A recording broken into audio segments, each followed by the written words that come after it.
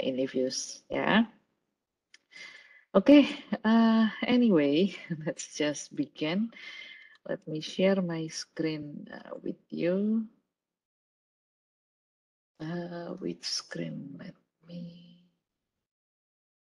Okay, I think this is it. I should have closed this. Bentar ya, saya tutup dulu. Nah, okay. So we have the eViews here and the PPT here. Okay, let's begin. Oke, supaya internetnya lebih stabil, saya matiin video. Nah, ya. Oh, ini juga sebaiknya, oh nggak usah ding, kita ke PPT aja.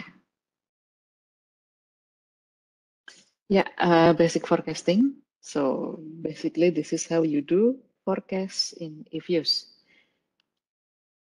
Nah, ini adalah data yang akan kita pakai ya. Di datanya sudah saya berikan kepada panitia. You can get the data from them and also the PPT from them.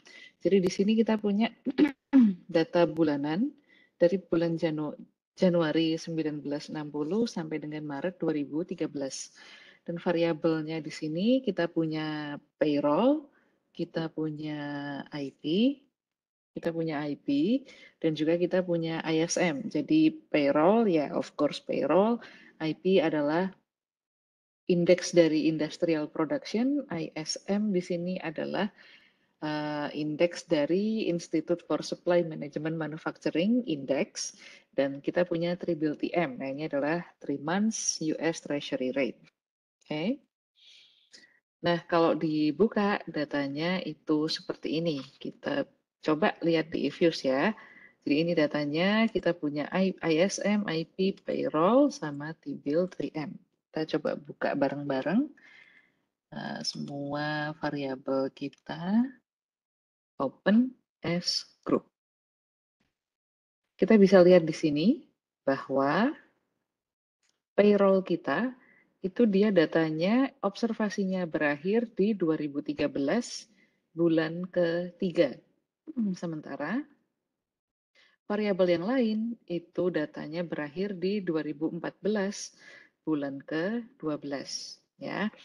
Nah, supaya kita bisa memperkirakan gitu ya, mengestimasi. Jadi ya estimate ya, bukan like menentukan, menebak or whatever it is. Nah, salah satu cara untuk mengestimasi nilai yang nggak ada di sini itu bisa dengan forecast. Jadi kita forecast kira-kira berapa sih nilai observasi payroll di tahun 2013 bulan keempat, bulan kelima dan seterusnya berdasarkan behaviornya variabel payroll di time frame yang sebelumnya, yaitu dari 2009 bulan pertama sampai dengan 2013 bulan ke-3. Oke. Nah, so that's one way gitu ya, kenapa kita melakukan forecast. Oke, maybe let's delete this because we don't need it. Let's come back here. The spreadsheet produced here show the data series like I just showed you. Not that the historical data are available for all data series sampai Maret 2013 kecuali untuk yang si payroll tadi. Now we can create few equation to forecast the payroll series using eViews. Ya. A little bit of introduction here. eViews offers a powerful, easy-to-use forecasting tool that allow you to obtain forecast from your estimated model. Jadi kalau Anda punya model, itu sebetulnya sangat simple untuk melakukan forecast di eViews. Karena apa? Karena dia sudah punya menunya sendiri. Dia sudah punya tombolnya sendiri. So you just click forecast, and then you tell the eViews what do you want to forecast, and the eViews will forecast for you. Now, of course, the accuracy of the forecast depends on the model used to produce the forecast. eViews simply handles the mechanics of producing the forecast. Nah, jadi di sini untuk menentukan sebetulnya forecast Anda itu precise atau tidak, sudah oke apa belum, sudah ideal atau belum, itu ditentukan dari model Anda sendiri, dari bagaimana Anda membangun model based on the background theory and whatever observation that you could get. Itu semua tergantung dari itu. Pada akhirnya forecast Anda itu tepat atau presisi atau tidak. Ifuse hanya menghandle mekaniknya saja. Jadi Ifuse tinggal menghitungkan aja gitu ya, semua yang Anda provide nanti dihitungin sama Ifuse.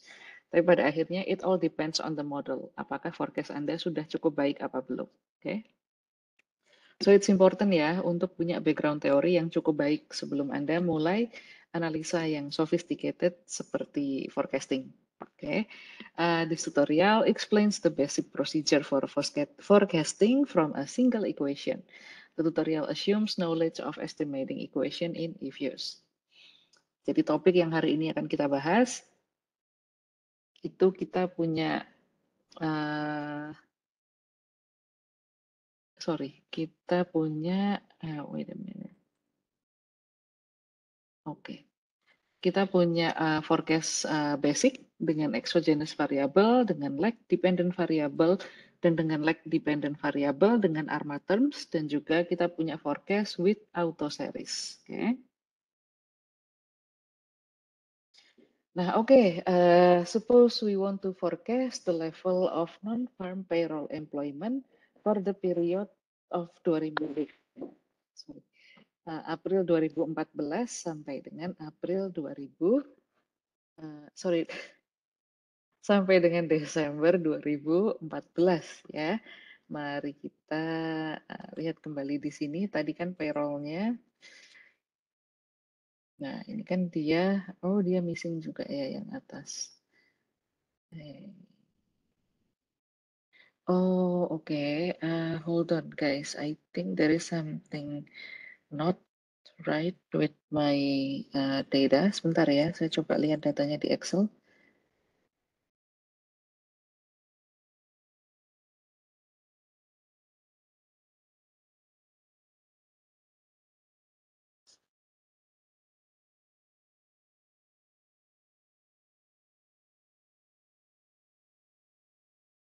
Sebentar ya, let me see. Ada, tapi nggak kebaca di Ifuse-nya. Oke, let's redo this. Ini saya close dulu ya. Work file-nya. Saya buka sekali lagi.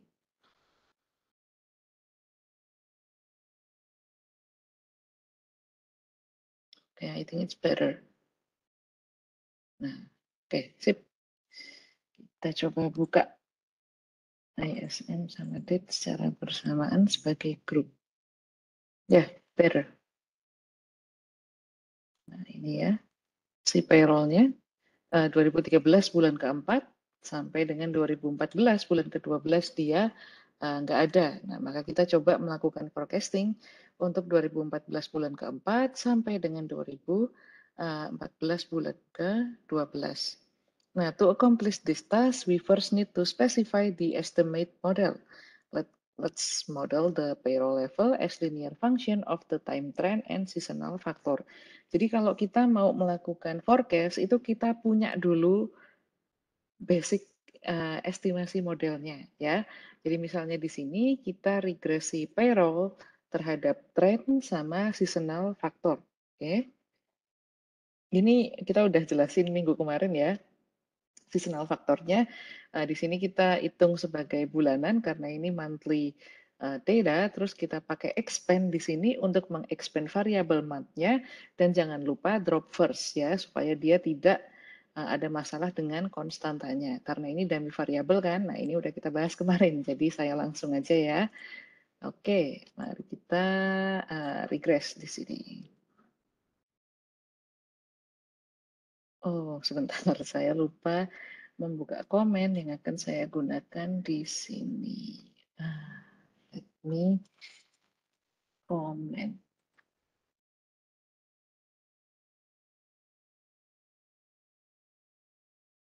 Aduh, tadi saya simpan di mana ya? Bentar ya. Tadi saya simpan di notepad. Terus ini, what's the last? Nah, ini dia. I kind of forget where I save it, but it's here now. Ini by the way saya close aja supaya nggak kebanyakan. Nah ini ya, tadi saya sudah siapkan komen supaya kita nggak kelamaan ngetiknya. Jadi mari kita regress payroll terhadap trend dan juga seasonality faktor. Masuk ke komen, terus kita klik enter. Oke, nah ini adalah hasilnya. Nah terus gimana caranya kita forecast? Seperti yang Anda lihat cukup simpel ya. Di sini ada tombol forecast. So you just click forecast. And then what do you want to forecast? Forecast sampel dan segala macam, kita kembali ke PPT sebentar. Oke, kita regress hasilnya seperti ini kan. Nah, sebelum kita forecast, ada baiknya juga kita melihat ini ya, grafik dari actual fitted residual. Jadi bisa dilihat di sini. Let's do it in views. Oke. Aduh, sorry.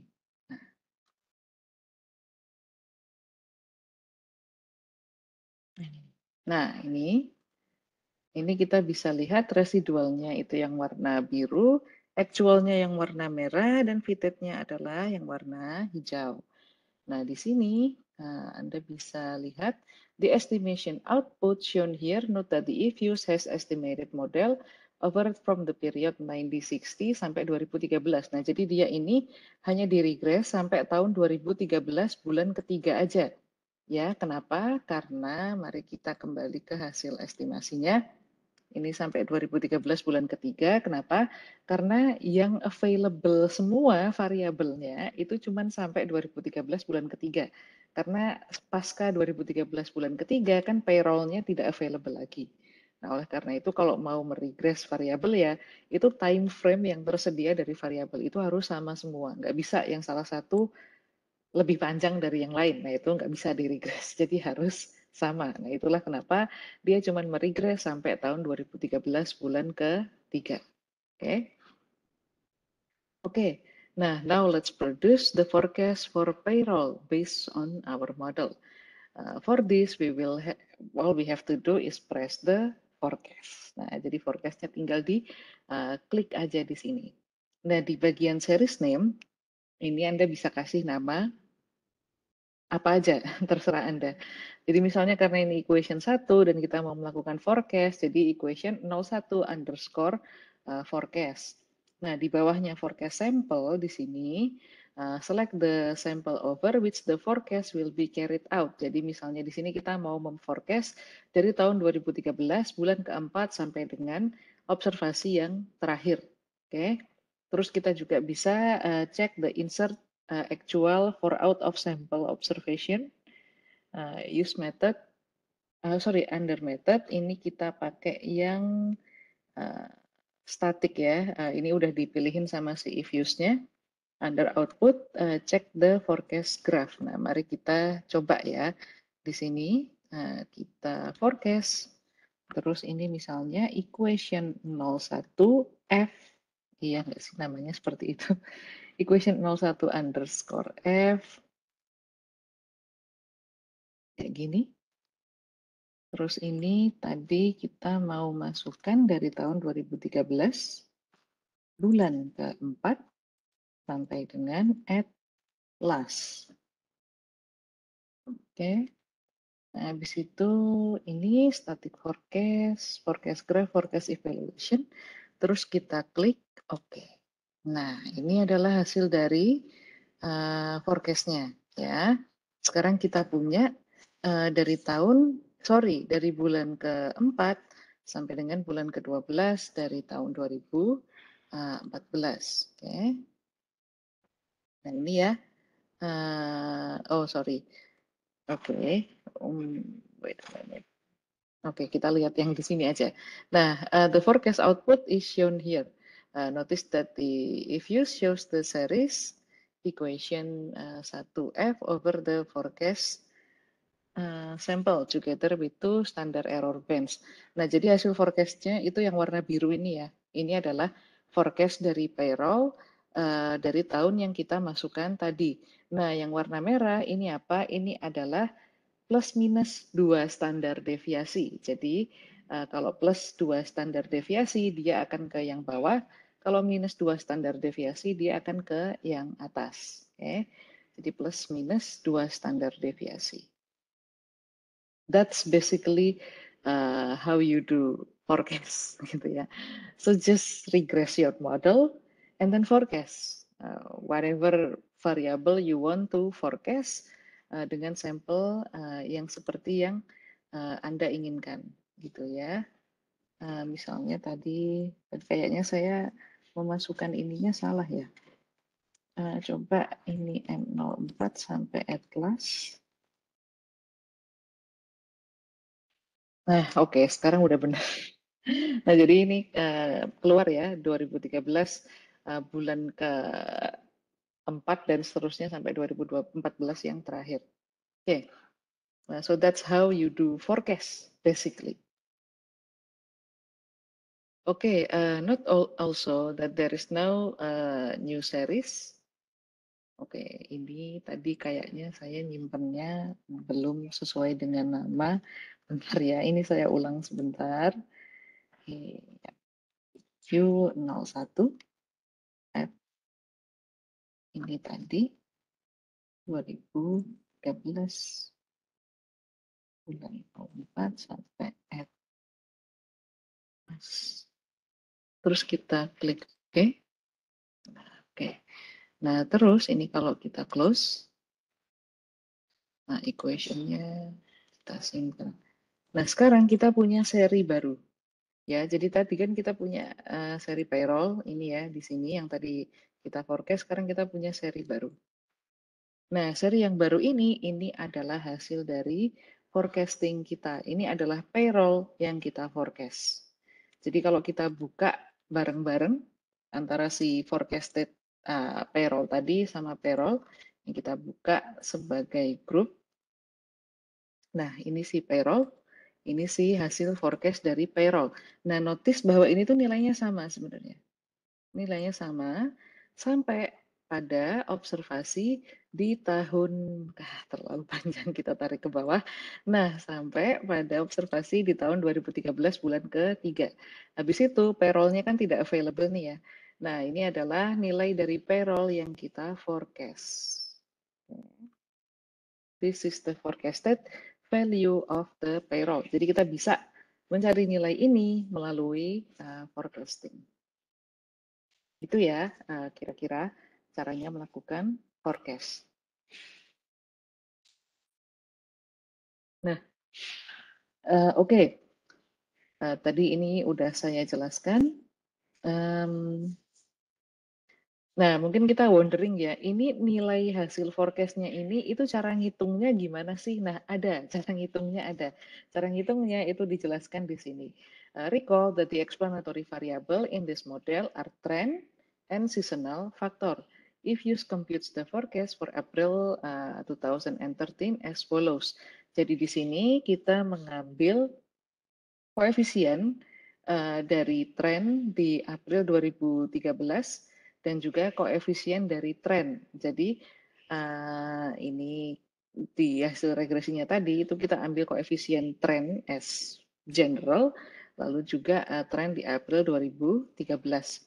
Habis itu kita ambil juga month-nya, ini kan sama dengan 4, berapa koefisien di bulan yang keempat, karena kita akan memforecast ke bulan April kan 2013, maka kita lihat koefisien di bulan yang keempat, lalu kita lihat juga nilai konstannya.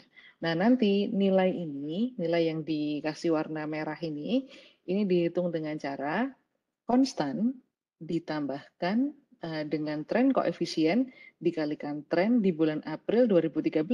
Jadi koefisien di maksud saya tren di observasi yang sebelum yang mau kita forecast. Jadi karena ini 2013 April, maka tren di maksud saya I'm so sorry. Jadi saya ulang ya, koefisien ditambahkan dengan koefisien dari konstanta, maksud saya ditambahkan dengan tren koefisien dikalikan dengan tren di bulan April tahun 2013 which is yang mau kita forecast, yang warna merah ini, terus habis itu kita tambahkan dengan koefisien seasonality di bulan keempat dikalikan 1. Ya, jadi untuk menghitung yang warna merah, itu kita hitung dengan cara konstanta, tambah koefisien dari tren, dikalikan tren dari bulan yang mau kita, observasi yang mau kita forecast ini, yaitu April 2013, lalu ditambahkan dengan koefisien di seasonality bulan keempat dikali 1. Ya, that's how you get this value. Nanti kalau yang berikutnya ya sama, berarti dia konstanta ditambah tren di time frame tersebut, ditambah tren koefisien dikalikan tren di time frame tersebut, ditambahkan dengan month 5 seasonality, karena ini adalah bulan kelima, terus dikalikan 1. Kayak gitu, terus ya sampai bawah, that's how we get the value. Tapi karena sudah otomatis dihitungkan sama eViews, ya kita nggak perlu repot-repot untuk menghitung kembali. Oke? So that's it. Nah, what would happen if we set the forecast sample to be the entire range of the work file? Gimana kalau misalnya forecast sampelnya ini kita taruh di dari awal observasi sampai akhir observasi. Nah, ini bisa ya. Mari kita coba di sini tadi. Let's go to equation kita tadi. Terus kita forecast payroll, tapi forecast sampelnya kita masukin dari awal sampai akhir. Terus kita klik OK, bisa. Ya, bisa dia tetap melakukan forecast seperti biasa. Ya. Nah, di sini kita lihat hasilnya. Mari kita bahas. The forecast output shown here. Notice that the eViews computed EQ1 F3 and the corresponding standard error bands of the entire sample. Jadi sama seperti tadi ya, forecasted value yang warna biru, yang merah ini adalah plus minus 2 standar deviasi. Oke. Ini, oh sebentar, ini saya ganti namanya ya supaya lebih enak. Equation 01 F3 biar sama kayak yang di PPT. Nah, oke. Nah, although we had checked the forecast evaluation box in the previous illustration, eViews was unable to produce an output where the forecast sample was set for the future period. Nah, jadi tadi waktu kita memforecast yang ini, itu kan sebetulnya kita sudah mengeklik yang ini ya. Jadi kita ingin melihat forecast evaluation box-nya. Jadi bukan cuma grafiknya aja. Tapi dia forecast evaluation box-nya itu nggak keluar. Kenapa nggak keluar? Karena kita memforecast untuk periode yang memang nggak ada datanya di situ.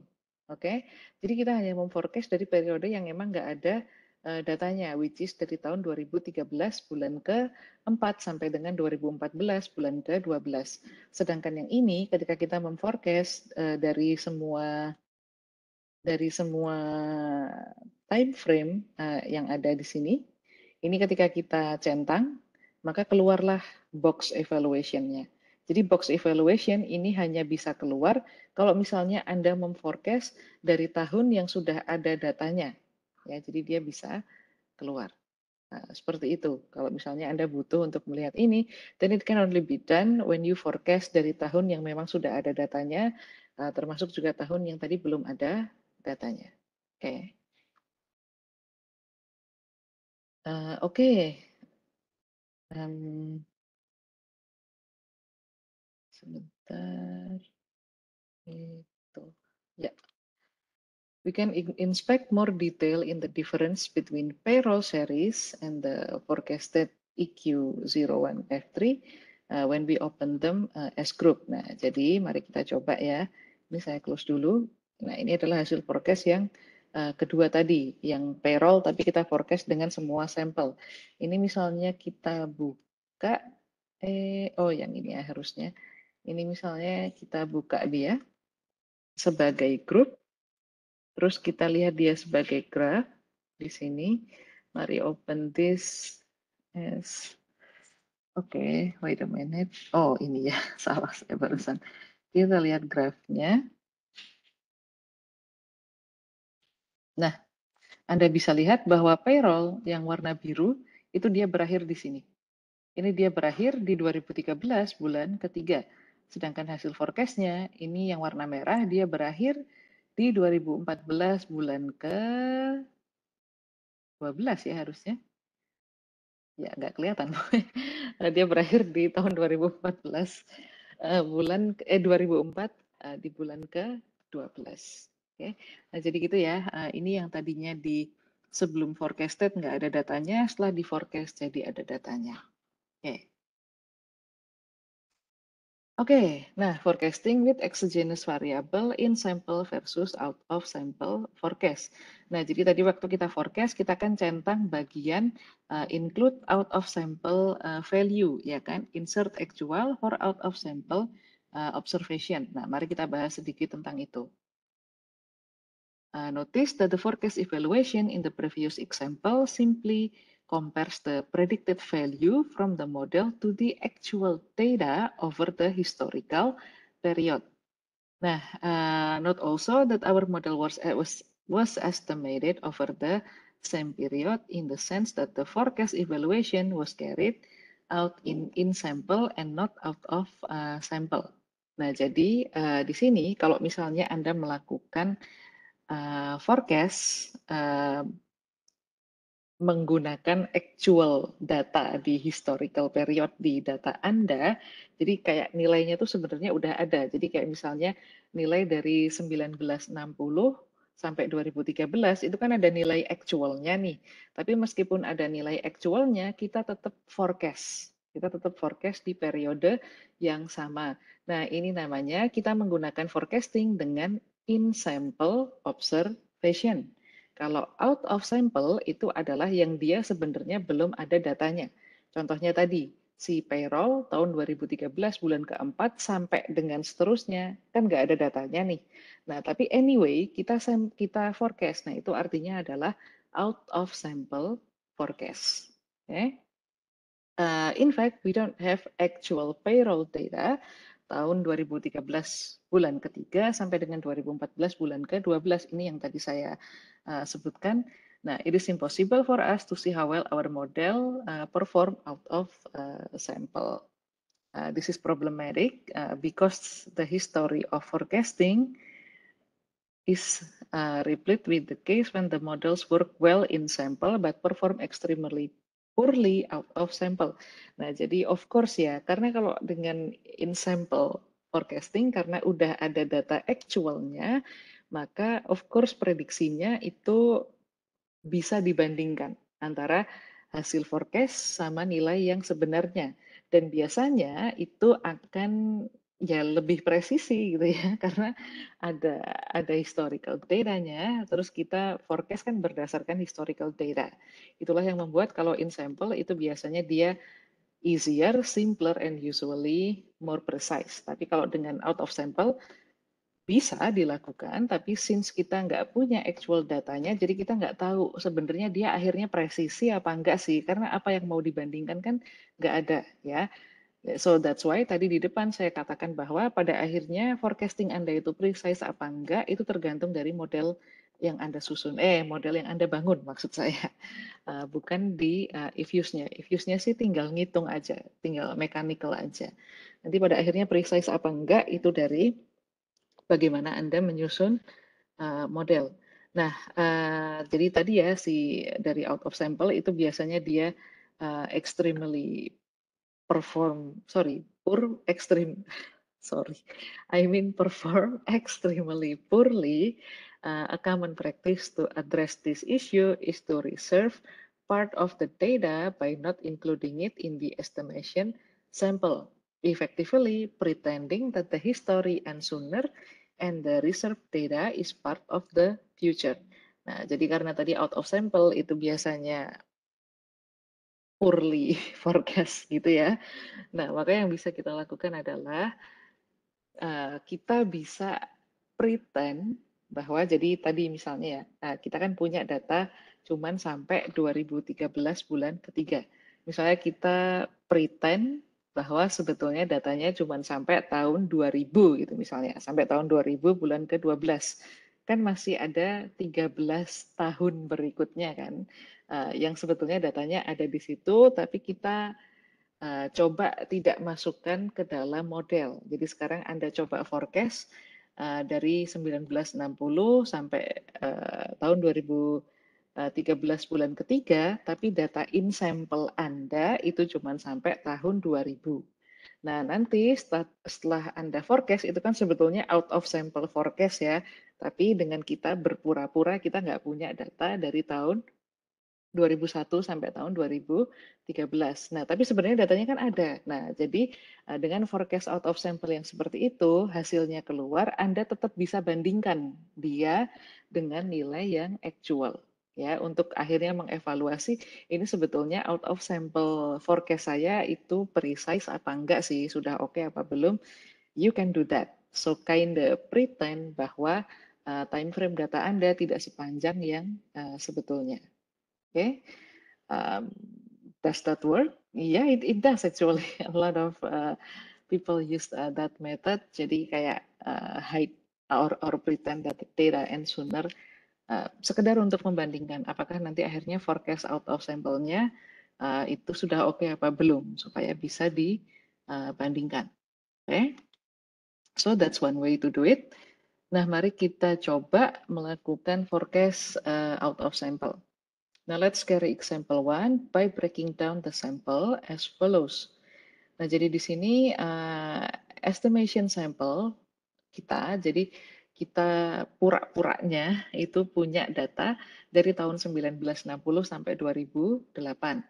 Nah, dari 1960 sampai 2008, di sini kita ingin melakukan forecasting untuk 2009 sampai dengan 2014 ya.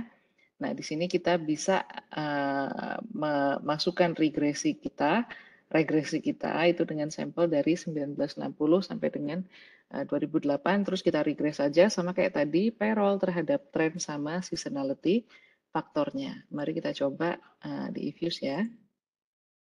Yes. So I have the comment here. Nah, pertama gimana cara kita menentukan sampel yang mau kita regress? Ini bisa Anda cantumkan di sini. Jadi misalnya Anda klik quick, terus estimate equation, nah bisa dimasukin ke sini. Atau ini adalah contoh yang menggunakan komen. Hari ini kita pakai komen aja ya, biar cepat gitu. Kalau misalnya klik-klik nanti kita kehabisan waktu, belum selesai materinya. Nah, kita coba pakai komen hari ini. Pertama kita ambil sampelnya dulu. Mengambil sampel bisa pakai komen SMPL. Terus tulis sampel yang mau Anda masukkan ke dalam estimasi 19M01 2008M12. Sorry. Terus Anda klik enter. Nah, kalau udah di sini kita bisa masukin persamaan regresinya. Ya. Jadi kita mau regress payroll terhadap trend sama seasonality, faktornya dia sendiri. Oke, let's do this. You klik enter di sini. Nah, oke, very good. Nah ini ya, sampelnya sama seperti yang kita tentukan tadi, 1960 sampai 2008. Ini adalah hasil dari regresinya. Nah berikutnya kita mau forecast kan, kita mau forecast si payroll dari tahun berapa tadi, 2009 sampai dengan 2014. Jadi di sini ini kita masukkan aja 2009 M01 spasi 2014 M12. Sebelumnya mari kita simpan terlebih dahulu estimasi kita yang ini sebagai equation 02. Terus kita maksud saya kita forecast payroll ini sebagai EQ02 underscore F. Terus yang ini 2000, sorry. Saya nyenggol sesuatu dan nyetrum kabel kayaknya. 2009 bulan M01 spasi 2014 M12. Oke, so let's click oke. Nah, ini adalah hasil dari forecast-nya. Nah, notice di sini bahwa kita memiliki si forecast evaluation box-nya. karena kita memasukkan yang udah ada data historinya tadi. Oke, so ini sama seperti tadi, plus minus 2 standar deviasi, nilai forecast-nya adalah yang warna biru. Oke. Nah, ini forecast graph-nya. Mari kita bandingkan payroll sama yang sudah. Oke, ini kita kembali dulu ya. Nah, ini payroll kita yang original ini saya delete terlebih dahulu. Yes. Nah, payroll yang original sama payroll yang baru saja kita forecast. Mari kita open this as group. Terus kita lihat, nah ini ya. Kita lihat. Okay. Wait a minute. 2008. Oke, hold on. Oh, ini karena tadi sampelnya saya tentukan dari 2008 sampai dengan 2000 ini ya. Dari 1960 sampai 2008. Oke, mari kita lihat ini bisa dilihat nggak ya grafnya.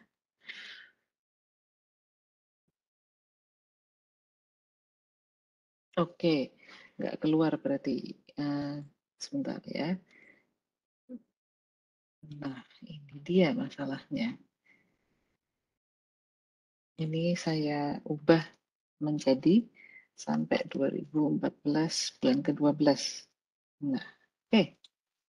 Oke, let's try again. Nah, yang ini sama yang ini. Kita open as group. Nah, sekarang Anda bisa lihat. Nah, ini dia. Si payroll-nya berakhir di sini kan. Nah, mari kita view this as graph. Ya, nah Anda bisa lihat yang merah itu payroll yang actual, yang original tadi. Yang hasil forecast adalah yang biru. Jadi sampai pada titik di mana ini adalah 2008 bulan 12 itu antara hasil forecast sama nilai yang sebenarnya itu sama. Barulah setelah pasca 2018 bulan ke-12 itu hasil forecast-nya beda. Nah, kenapa demikian? Karena kita memforecast itu sebetulnya tadi dari 2019 bulan pertama, ya kan? Maka sampai titik ini mereka nilainya sama, yang beda adalah setelah di forecast. Nah, yang ini kan sebetulnya out of sample ya, jadi nggak ada data historinya. Nah, kita bisa bandingkan sama data yang actualnya di sini. Jadi ada gap antara forecasted value sama actual value di sini. Oke, jadi gitu caranya supaya kita bisa membandingkan si out of sample forecast sama nilai yang sebenarnya. Mari kita lihat pembahasannya di sini. The forecast output shown here, ya oke, bla bla bla. The comparison, we also show the graph yang ini. Notice that since we select insert actual for out of sample observation, the series are identical over the estimation sample sampai tahun 2008 bulan 12. Nah, jadi ketika kita klik yang insert actual value for out of sample observation, ini artinya kita menggunakan nilai yang sebenarnya. Jadi gini, kalau tadi kita mau forecast dari tahun 2009 sampai dengan 2014, bulan yang ke-12, terus kita menggunakan actual value untuk periode yang memang ada datanya, maka of course untuk periode yang memang ada datanya itu dia akan identical dengan nilai yang sebenarnya ya. So we basically just use the actual value untuk yang memang ada value-nya. Barulah di value yang belum ada itu kita forecast. Gitu ya. Maksud dari insert actual for out of sample observation. Oke. Nah, mari kita lihat lebih lanjut mengenai forecast evaluation table. Nah, ini salah satu cara untuk melihat kira-kira hasil forecast-nya sudah oke apa belum. Ya, first notice that the forecast value the forecast evaluation is saved in two formats. If you check the box forecast graph tadi, maka dia akan keluar yang atas ini. Nah, if you uncheck the forecast graph, the forecast evaluation is shown in separate table. Nah, jadi kalau misalnya mari kita lihat equation 2 misalnya, terus kita forecast, ini misalnya nggak ada centang gitu ya, ini cuma contoh aja. Kalau nggak ada centang, bentar, ini if use-nya lagi loading atau bagaimana? Sepertinya dia berhenti berfungsi. Sebentar.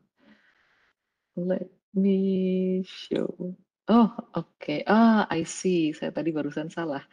Ini kalau tidak dicentang. Nah, yang bawah ya, maksud saya kalau nggak dicentang, maka yang akan keluar hanya grafnya saja. Nah, sedangkan nanti hasil evaluation-nya itu akan terpisah ya. Jadi kayak gini misalnya.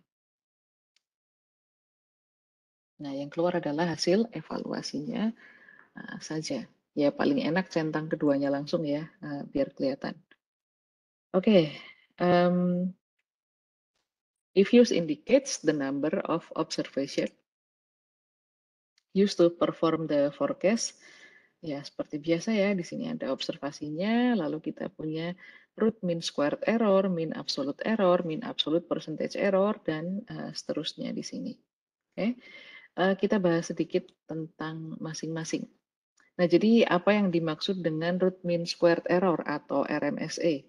RMSE is the standard deviation in the forecast error.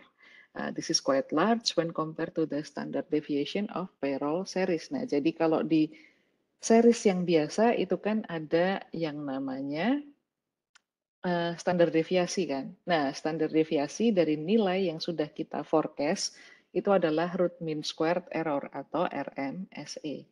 Note that RMSE and mean absolute error depend on the scale of the dependent variable, while the next two statistics, mean absolute percentage error and till inequality coefficient are invariant.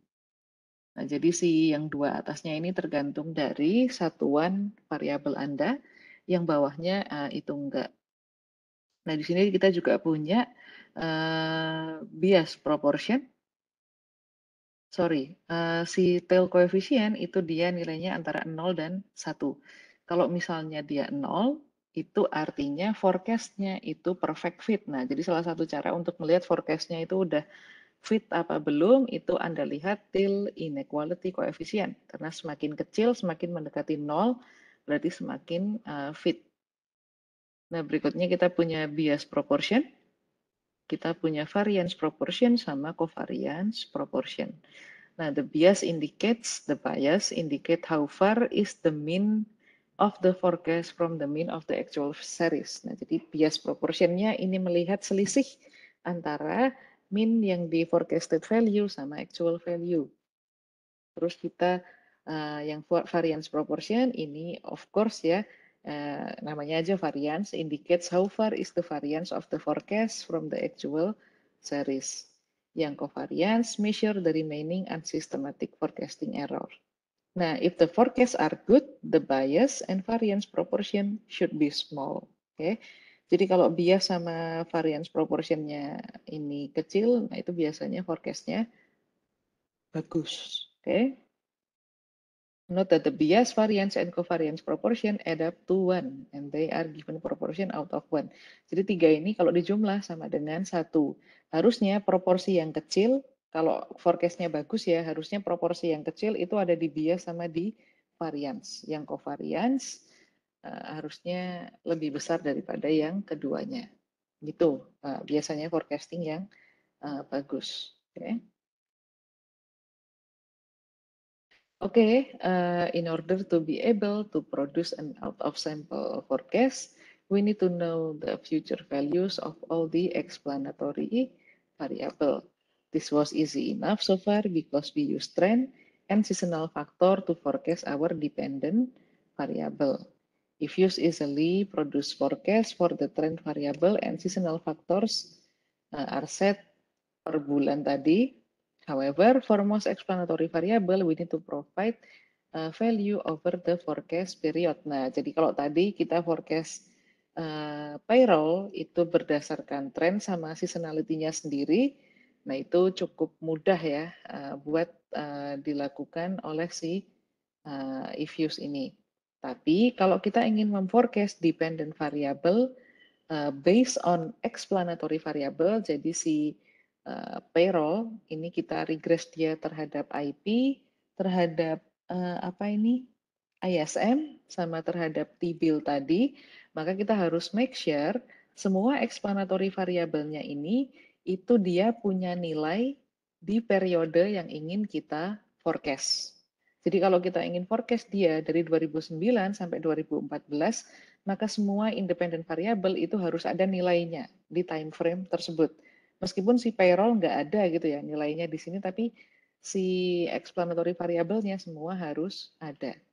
Oke. Kalau trend sama seasonality itu bisa dibuat ya, because I mean it's the trend of the variable and the seasonality factor itu selalu bisa disusun. Tapi kalau mau pakai explanatory variable, maka tadi ya harus lengkap time frame dari observasinya. Oke, jadi kita bisa ya melakukan forecast dependent variable based on si independent variable. Oke, let's do this. Jadi mari kita di sini. Jadi sampel untuk estimate kita, jadi kita regresi kita itu kita akan regress dari observasi yang pertama sampai 2008 bulan ke-12, terus yang mau kita forecast itu dari 2009 bulan pertama sampai periode yang terakhir. Nah, mari kita membuat apa ya ini namanya? Membuat objek sampel di sini. Jadi kita akan punya dua tipe sampel. Ini untuk memudahkan kita nanti waktu kita mau meregress dan juga mau memforecast ya. Jadi ini seperti kita sudah punya apa ya namanya? Wadah sendiri ya. Jadi kayak wadah untuk yang sampel estimate sama wadah untuk yang sampel forecast. Nah, kita bikin dulu wadahnya di sini. Pakai komen yang ini. Pakai komen sampel. Jadi kalau Anda mau bikin wadah, itu pakai komennya sampel. Tapi kalau Anda mau menentukan si sampel itu, jadi yang ini ibaratnya ini yang wadah. Kalau yang perintah itu yang ini, yang SMPL. Jadi ini perintah untuk mengeksekusi sampel dari wadah yang mana. Untuk membuat wadah itu komennya yang sampel. Ya. Oke, let's try. Saya hapus saja ya. Sampel estimate ini wadah untuk sampel yang diregresi, estimate itu regresi ya maksudnya. Nah, itu adalah sampel S. Terus kita bikin wadah untuk sampel yang forecast. Forecast, itu seperti ini. Nah, sekarang kita punya ini ya, sampel S, sampel for. Nah, habis itu mari kita regress model kita. Karena kita mau pakai yang sampel S, mari kita eksekusi. Saya mau sampel according to the sampel S. Habis itu saya mau regress payroll terhadap IP, ISM, T-bill, dan trend, dan juga seasonality factor. Nah, tinggal kita copy, paste aja di komennya di sini. Mari kita hapus biar nggak terlalu penuh. Oke. Eksekusi sampel yang untuk estimate. Setelah itu mari kita eksekusi regresinya. Nah, keluarlah seperti ini dia. Nah, jadi ini sampelnya sesuai dengan sampel estimate, ini adalah hasil regresinya. Oke. Habis itu ngapain? Habis itu kita mau melakukan forecast, ya kan? Mari kita lihat di PPT terlebih dahulu. Nah, jadi di sini Anda klik tombol forecast. Oke, kita simpan dulu ini sebagai equation 3 ya. Equation 3, terus di forecast kita akan simpan ini sebagai equation 03 underscore F. Nah, oke. Under the series name, tulis equation 03 underscore F. Under the series name of standard error, type the name of the standard error series. This creates and saves new series. Nah, jadi kalau misalnya Anda ingin mengambil standar error dari hasil forecasting Anda sebagai variabel sendiri gitu ya, sebagai seri sendiri, itu bisa dengan cara Anda taruh, kasih nama aja di bagian SE optionalnya ini. Misalnya kita kasih nama sebagai equation 3 STD. Equation 03 underscore STDEV seperti ini. Terus di bagian forecast sample, ini Anda bisa langsung tulis sample underscore 4. Jadi ini adalah sample underscore 4. Oke, set all the other option as follow, check the forecast graph, forecast evaluation, dan kita uncheck insert actual out of sample observation. Cek, terus kita klik OK. Ups. Oh, saya salah ketik rupanya di sini. Ini adalah sampel. Bentar ya. Sampel for yang ini tadi saya mau kasih nama dia sebagai EQ03 underscore F. Yang ini EQ03 underscore ST dev. Terus ini kita cek. Mari kita klik. Oke, nah ini adalah hasil dari forecastingnya. Seperti biasa yang biru nilai forecast. Ini adalah plus minus 2 standar deviasi. Oke, mari kita lihat biasnya biasnya cukup tinggi ya di sini. So maybe it's not a good forecast after all. Ya, cuman contoh kan ya, nggak apa-apa. Oke. Nah,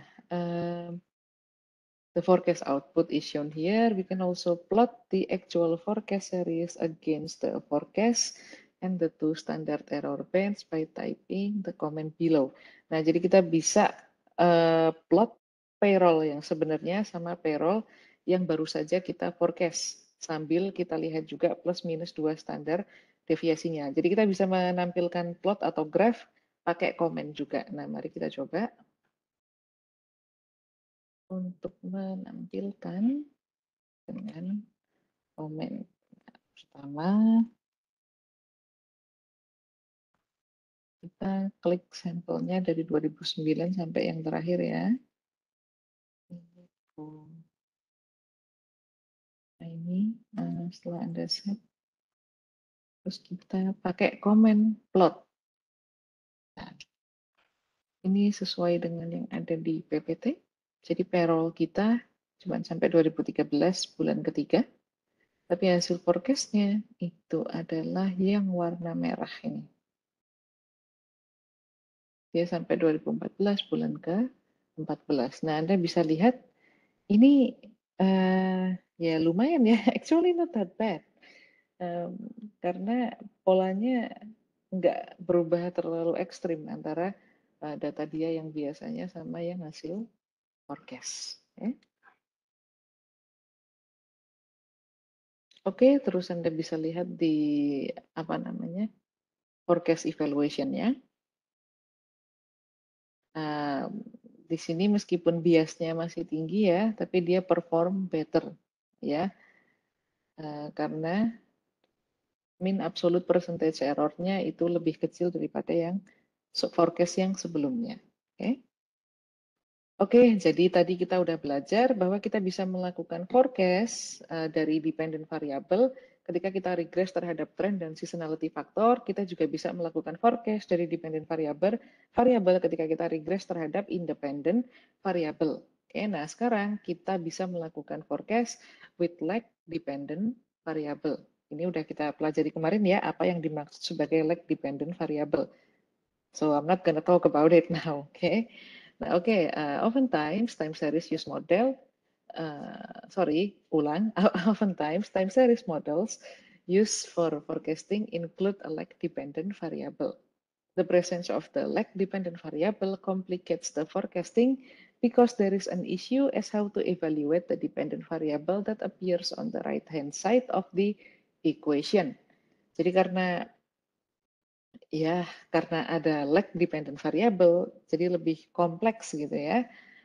Nah, kalau misalnya ada lag dependent variable, ada dua cara untuk melakukan forecast. Yang pertama, Anda bisa melakukan dynamic forecasting.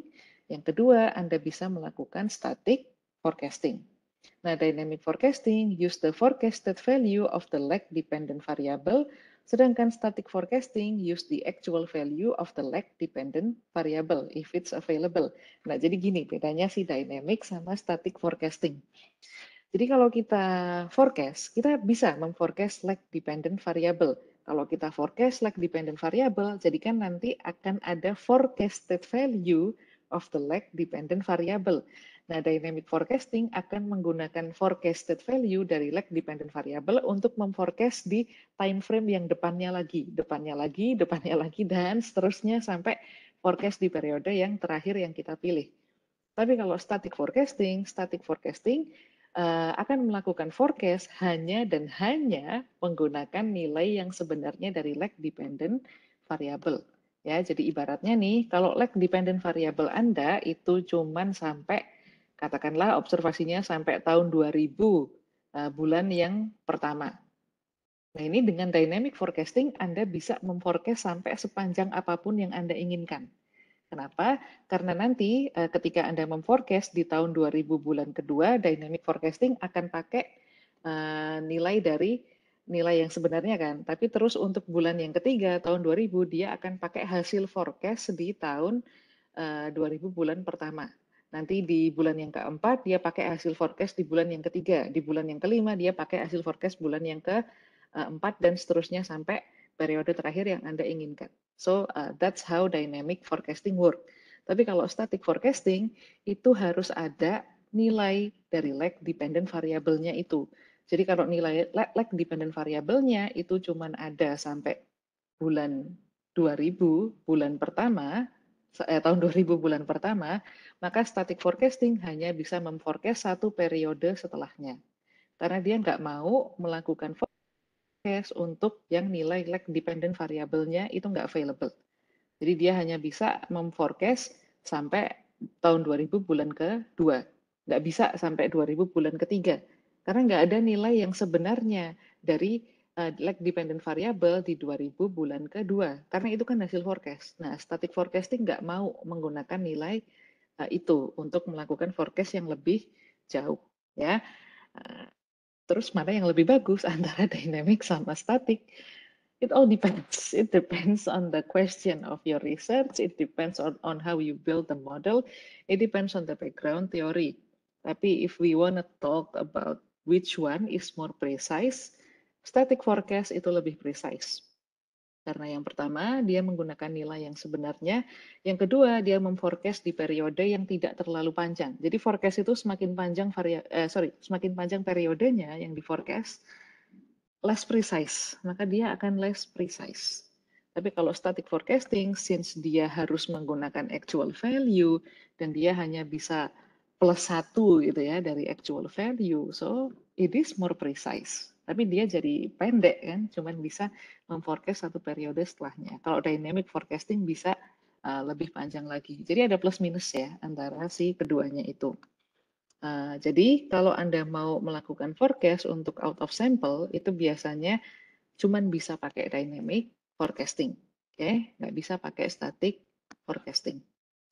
Oke, mari kita lihat ilustrasinya. Jadi di sini kita coba melakukan estimasi payroll, kita regress terhadap lag 1 dari payroll itu sendiri, lag 2 dari payroll itu sendiri, dan juga trend dan seasonality faktornya. Oke, let's do this. Karena kita mau melakukan estimasi, mari kita eksekusi sampel yang estimate. Let's go back to eViews. Nah, ini saya delete aja. Terus kita coba gini ya, sample estimate. Terus habis itu kita regress. Nah, oke. Di sini kita punya dua lag dependent variable.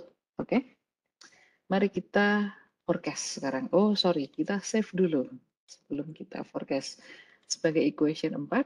Terus kita mau forecast. Forecast apa ini yang akan kita lakukan? Oke, di sini kita bisa lihat actual fitted value residual if you want. Ya kira-kira gambarnya kayak gini gitu ya. Ini residualnya cukup oke nih. Ini residual yang mengindikasikan dia kayaknya nggak ada serial correlation ya. Kalau kemarin Anda ingat kita membahas tentang serial correlation, we can see that this is an illustration of stationary residual. Jadi dia memang naik turun, tapi dia akan selalu kembali ke nilai rata-rata. Ya, dan dia nggak ada periode yang dia tinggi, terus turun, terus tinggi, terus turun. Nope, itu biasanya ada serial correlation. Jadi ini adalah contoh dari residual yang tampaknya, jadi kita kan nggak ngetes nih, jadi nggak tahu. Cuman ini tampaknya dia nggak ada serial correlation-nya. Oke, let's continue. Nah, mari kita coba forecast payroll kita. Di sini pertama kita pakai dynamic forecast ya. Di sini DYN. Jadi kalau Anda regresinya itu pakai lag dependent variable, ini akan langsung muncul metode dynamic atau static. Ya, mari kita coba forecast dia, si payrollnya ini sebagai EQ 04 DYN apa DYM tadi? DYN, oke. DYN.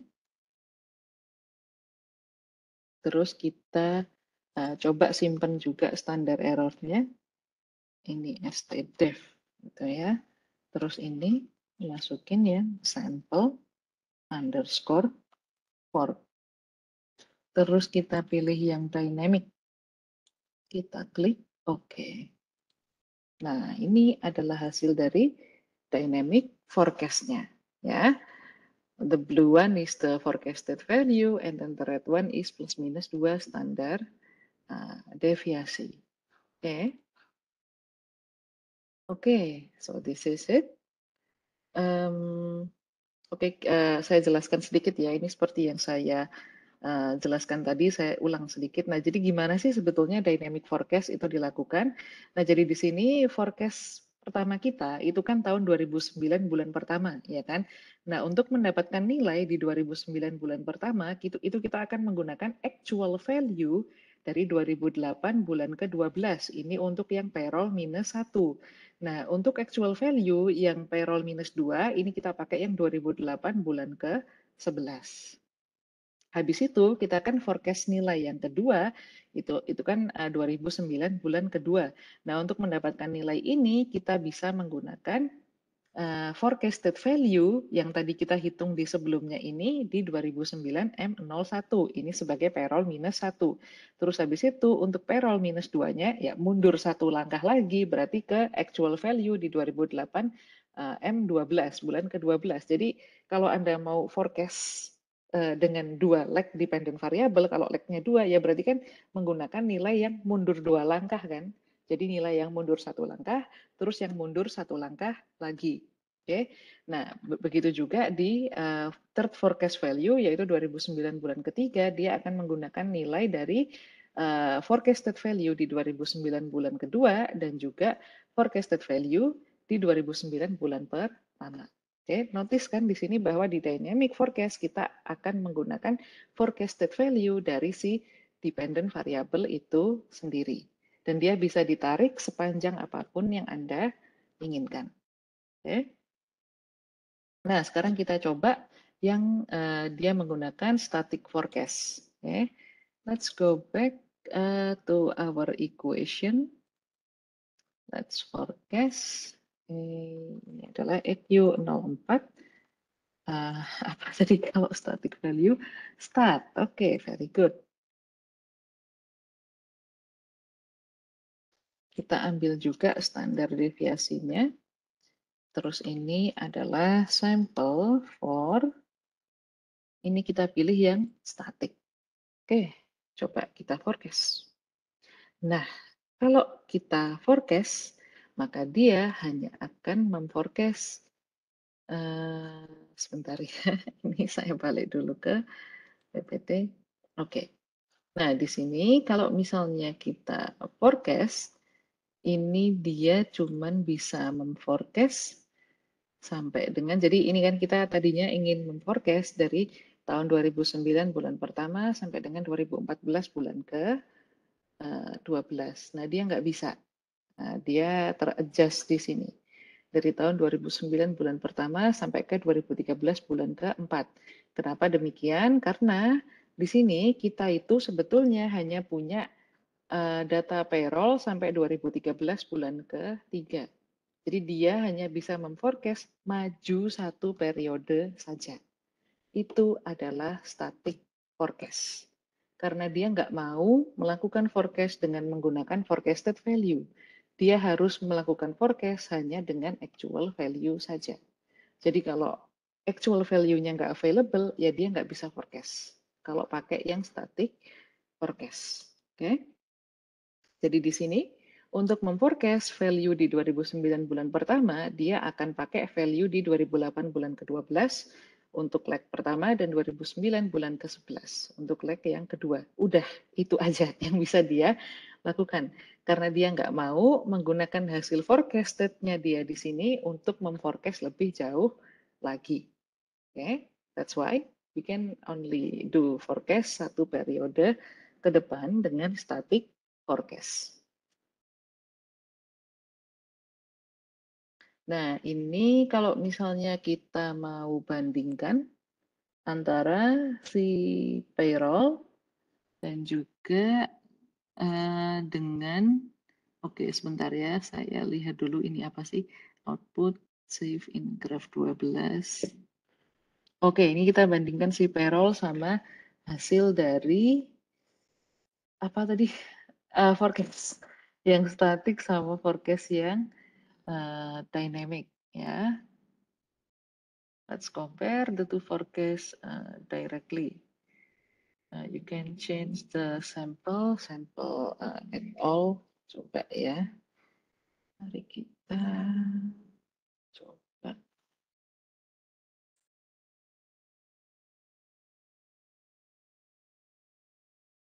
Mari kita coba buka dia sama dia. Open as group. Kita view, lihat graph-nya.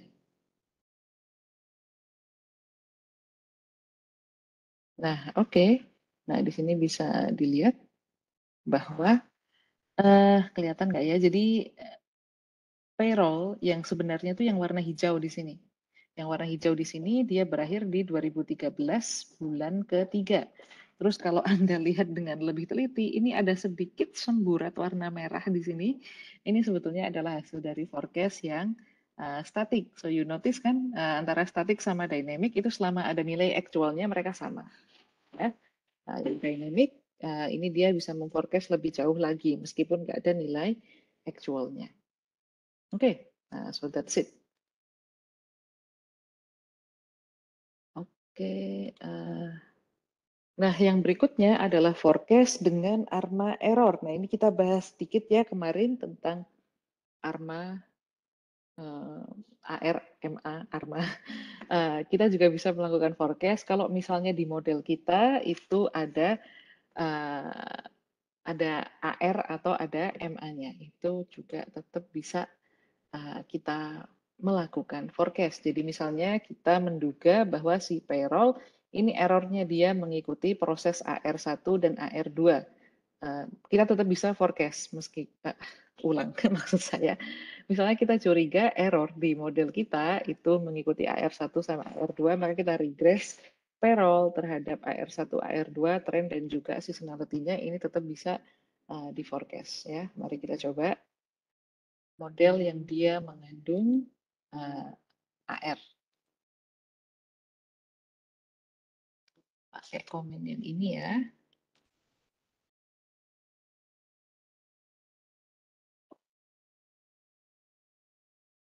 Pertama, kita eksekusi yang sampel estimate, terus regress.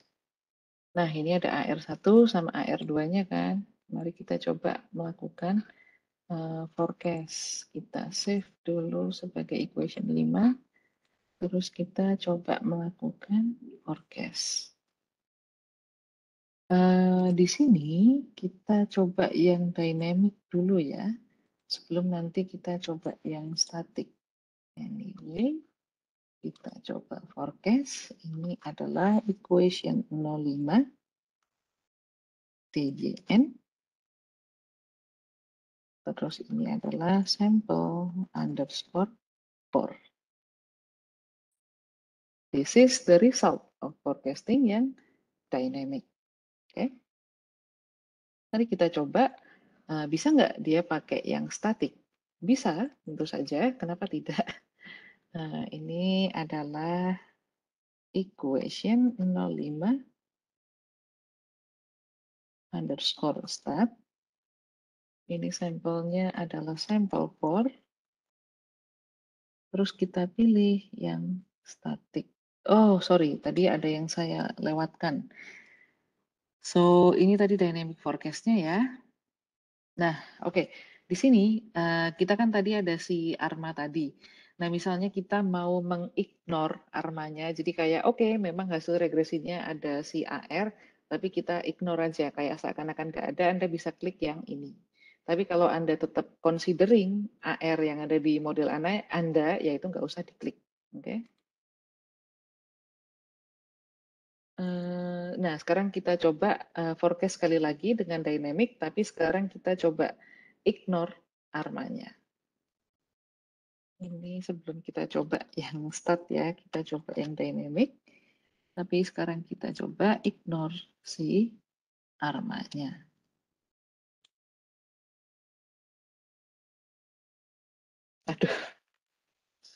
Aduh, I'm so sad. If-use-nya mati. Sebentar ya. I will reopen this. Sorry, untuk menghemat waktu, supaya saya nggak usah ngulangin dari tadi, kita buka result-nya langsung di sini. Wah, very awesome. Nah, jadi ini adalah, oke, wait a minute. Tadi equation kita yang ini kan, ini adalah equate, nope, I think it's this one. Nah, ini dia. Ini tadi adalah equation kita kan. Mari kita coba, let me close this for you. Mari kita coba forecast. Kalau misalnya kita forecast dengan dynamic forecast, tapi kita ignore ARMA-nya. Terus ini kita pakai sample 4 misalnya. Nah, hasilnya adalah seperti ini. Ini kalau kita ignore si ARMA-nya. Mari kita lihat di PPT aja ya, sebenarnya sama aja sih di views. Nah, the graph show the plot forecasted value di sini. Oke, jadi di sini kita punya, wait a minute. Oh, tadi ini saya belum lakukan ya. Jadi kalau tadi saya lakukan forecast, di mana saya tidak mengignore ARMA, yang static forecast hasilnya yang ini. Ini yang dynamic forecast. Nah, sekarang kalau kita ignore, itu hasilnya seperti ini. Ini yang dynamic, ini yang static. Oke, kita bisa lihat bahwa yang dynamic mengignore ARMA itu yang merah, sedangkan yang dynamic tidak mengignore ARMA itu yang hijau. Yang biru adalah nilai yang sebenarnya. Untuk yang static, ini yang static, yang dia ini mengignore ARMA itu yang hijau. Nah, Anda notice kalau kita melakukan, oke, kita coba ya. Kita coba, oke, kita di PPT aja terlalu ribet. Nah, kita notice kan tadi kalau static itu kan harusnya cuma bisa pendek nih, cuma bisa plus 1 time frame seperti yang bawah ini. Tapi begitu kita klik ignore ARMA, itu nanti si static forecast-nya itu akan sama dengan yang dynamic. Oke. Nah, kenapa demikian? Oke, since we know the values of exogenous. Oke, kita coba baca di sini sama-sama ya. Jadi first, it is important to note that the static and dynamic forecast obtained by ignoring ARMA are identical. This is expected since the static and dynamic forecast differ only if there are lag-dependent variable or ARMA terms. Nah, jadi sebetulnya forecasting itu hanya terjadi, maksud saya forecast dynamic sama forecast static itu hanya terjadi kalau misalnya di model regresi Anda itu ada lag-nya.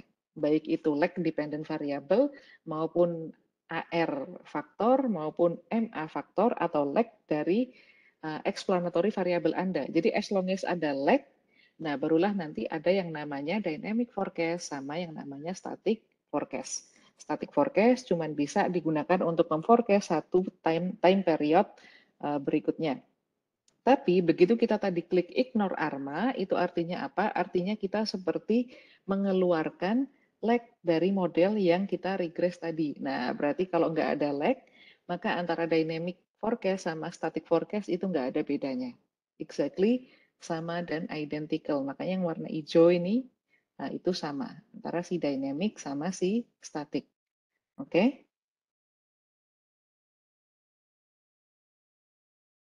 Nah, berikutnya dengan MA. Nah, MA juga sama. Jadi di sini kita punya MA-1. Ini dia caranya sama persis seperti yang tadi. Ini dia jadi equation 8. Mari kita lihat di Ifuse equation 8. Nah, ini dia. Nah, ini adalah equation 8 di mana kita punya MA-1. Terus ya udah kita forecast aja gitu sesuai yang tadi kita lakukan. Nah, di sini kalau MA, kita open tombol forecast-nya, terus kita coba dynamic forecast di sini. Nah, note di sini kalau MA itu kita punya tombol baru di sini, yaitu adalah MA backcast appears. Here you can choose either of the two option, estimation period and the forecast available. Nah, untuk sementara kita pilih dulu yang estimation period ya. Jadi ini sample for.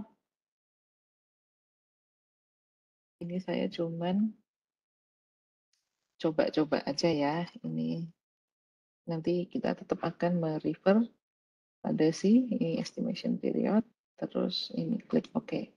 Nah, ini hasilnya. Oke. Kita akan tetap merefer pada si PPT. Nah, jadi apa bedanya antara estimation period yang MA backcasting sama forecast available method yang MA backcasting? Nah, jadi kalau yang estimation period, the estimation period method for MA backcasting use the data for the estimation sample to compute backcast estimates. Innovation beyond the estimation sample are set to 0. If used, then use the unconditional residual to obtain the pre-estimation sample residual. Sedangkan yang forecast available V5 ini proceed with different approach for dynamic and static forecasting. Jadi yang estimation period ini sama antara si dynamic sama forecast. Dynamic sama static. Sedangkan yang forecast available ini untuk yang dynamic. Dia applies backcasting procedure using data from the beginning of the sample to either the beginning of the forecast period or the end of the estimation sample. Jadi whichever comes first. Yang static forecasting, if use applies the backcasting procedure using the data from the beginning of the estimation sample to the end of the forecast sample. Ya, so that's it. If you want to know more, silahkan baca lebih lanjut tentang MA backcasting. Okay, I'm not gonna explain everything in here. Nah, jadi after obtaining the MA backcast estimate for the pre-estimation residuals, forward recursion is used to obtain value for the pre-forecast sample innovation. Okay, I think I'm going to skip this because this is too technical, technical in here. So itu nanti dibaca lebih lanjut di buku ECMAT Anda ya, di bagian AR sama MA. Kita lihat langsung ke hasil forecast-nya aja. Nah, di sini kita punya dua hasil forecast nih di sini. Nah, bisa di zoom in nggak sih? Oh, bisa. Very nice. Nah, ini adalah hasil forecast yang dynamic untuk yang MA tadi. Yang bawahnya ini adalah hasil forecast yang statik di sini. Nah, jadi bisa kelihatan ya bedanya antara yang dynamic sama yang statik. Mari kita lihat di sini.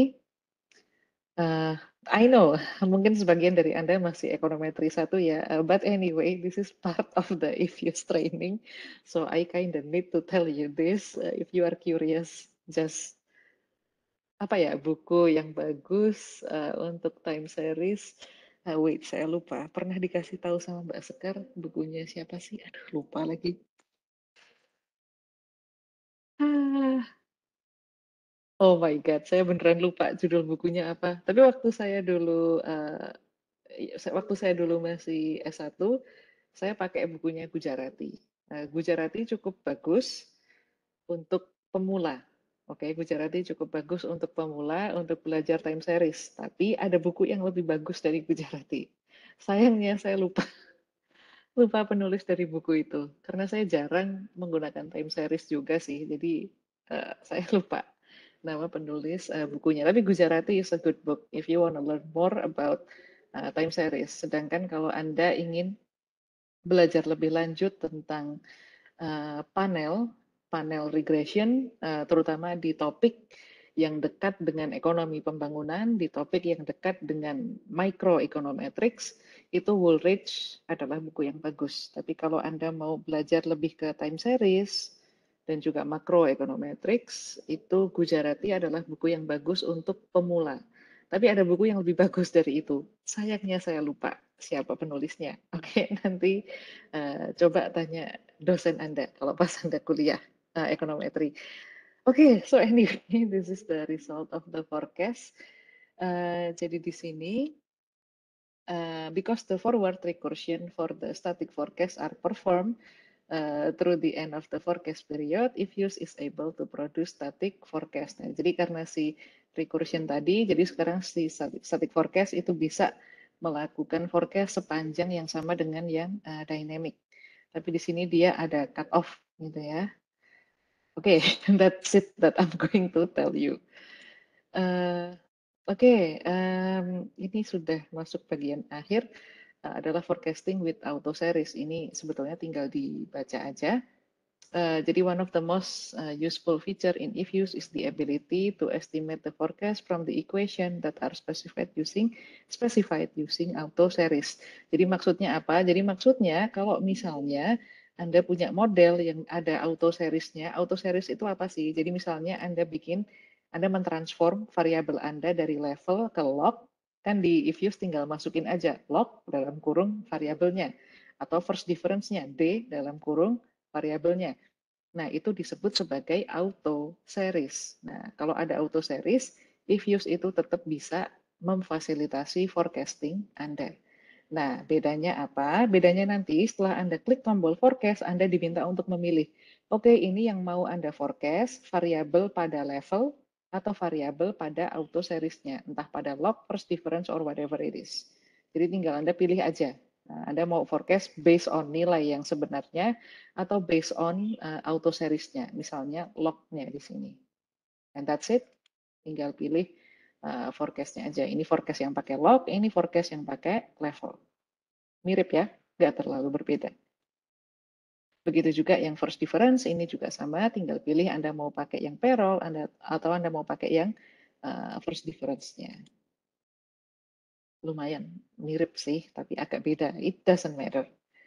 Oke, jadi meskipun di sini, oh ya, Anda juga tetap bisa melakukan forecast dengan cara yang sama mudahnya, meskipun auto series Anda itu ada lag-nya di sini. So it's still okay. Anda tetap bisa melakukan itu, doesn't matter. EFUS is very smart apparently. Okay, so this is the result.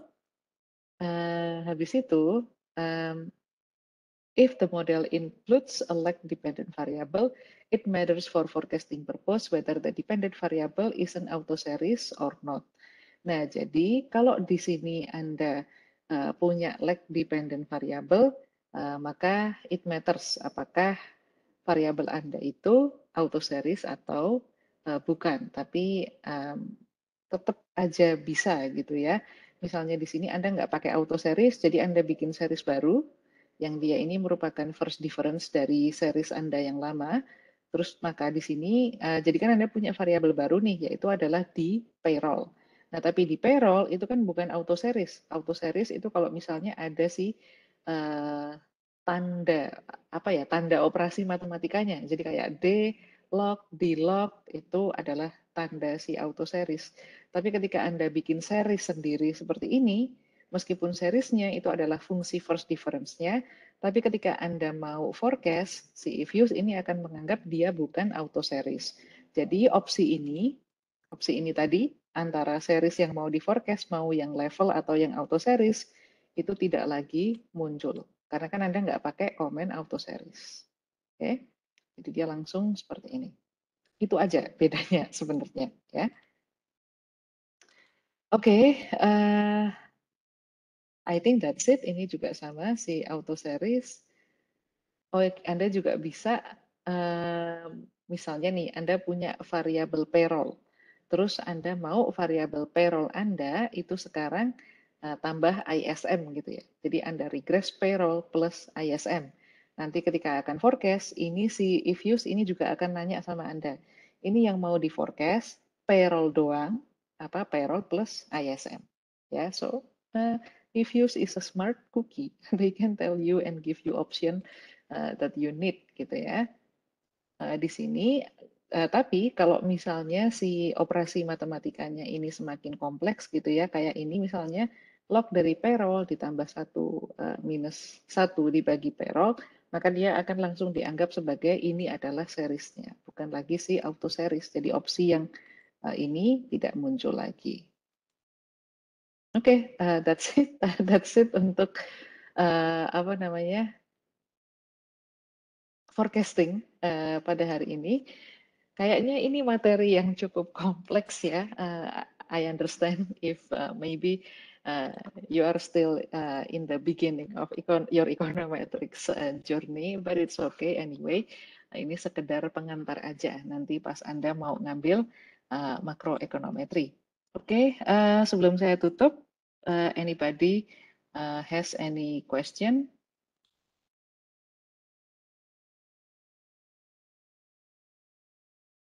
Kalau enggak, sebentar ya. Saya tadi penasaran buku ekonometri yang saya lupa penulisnya, saya pengen Google sebentar. Siapa sih namanya? Time Series, Econometrics, itu. Siapa yang nulis? Siapa yang nulis? Eh,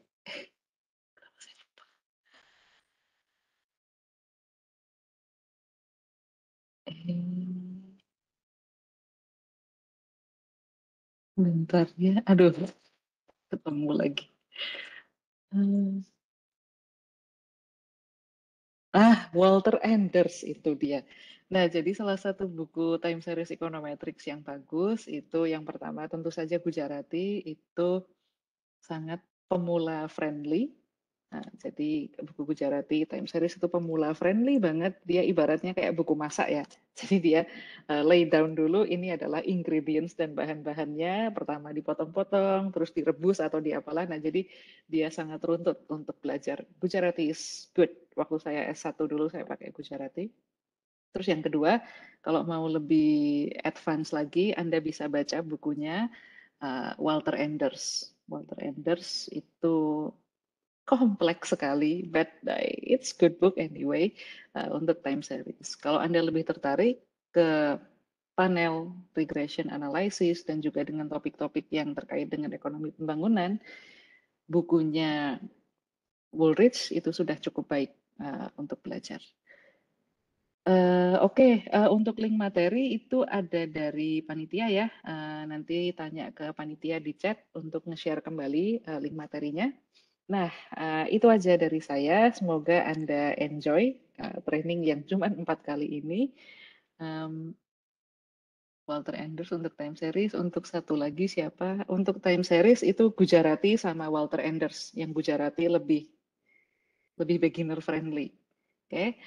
Sedangkan kalau yang Woolrich, itu Anda pakai juga kan di Econometry 1, itu bagus buat belajar tentang panel regression, terutama dengan topik yang terkait dengan ekonomi pembangunan. Nah, itu aja ya dari saya. Thank you semua, semoga Anda enjoy. Selamat sore dan selamat melanjutkan aktivitas. Bye-bye.